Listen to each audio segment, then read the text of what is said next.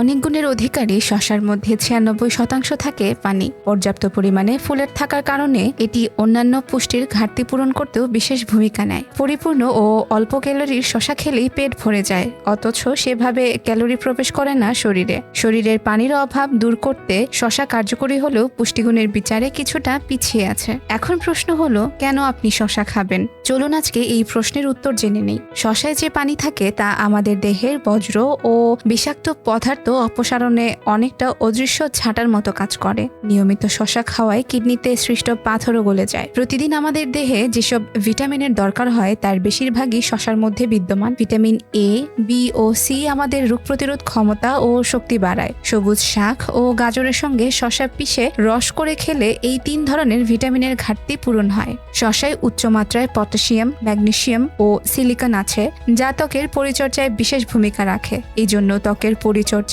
গোসলের সময় শসা ব্যবহার করা হয়। শসায় উচ্চমাত্রায় পানি ও নিম্নমাত্রার ক্যালোরিযুক্ত উপাদান রয়েছে, ফলে যারা দেহের ওজন কমাতে চান তাদের জন্য শসা আদর্শ টনিক হিসেবে কাজ করবে।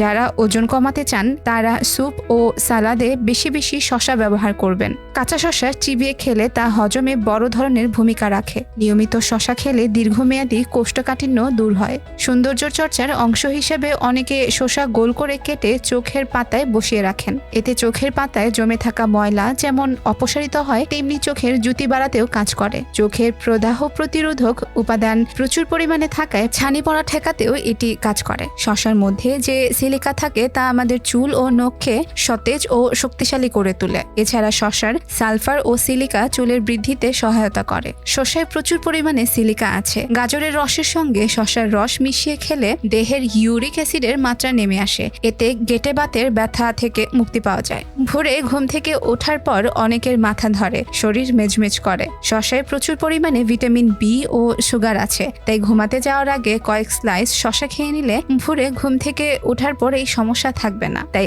আজকে থেকেই আপনার খাদ্যাভ্যাসে শসাকে যোগ করুন এবং আপনার সুস্বাস্থ্য নিশ্চিত করুন।